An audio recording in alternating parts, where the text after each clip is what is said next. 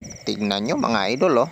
Yung tipong ang ganda-ganda ng service mo pero kakargahan mo lang pala ng mineral water. Bali kintab na kintab syempre dahil nga pure stainless yan. Pinasadya nga pala yan mga ka-sidecar ng isang OFW. Bali ang unit na ito ay electric mini jeepney. So pinagawa ito sa atin dito sa Cabuyao, Laguna para mayroon silang pagkakargahan ng kanilang mineral water. Siyempre double purpose yan, gagamitin na rin nila sa pang gala-gala. So bali pagka walang deliver ay alam mo na, panglagalag na yan. Ang unit nga pala na ito mga ka-sidecar ay nilagyan na rin natin ng solar panel sa taas ng bubong dahil nga electric mini jeepney.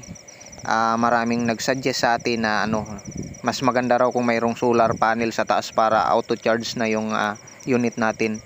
At saka ito pala mga ka-sidecar ay ang lapad nito ay halos walang pinagkaiba sa ordinaryong tricycle. Mas makitid pa nga ito kumpara sa mismong sidecar. Ang ano lang nito, mas mahaba siya. Kung nais nyo mag-order mga ka-sidecar ay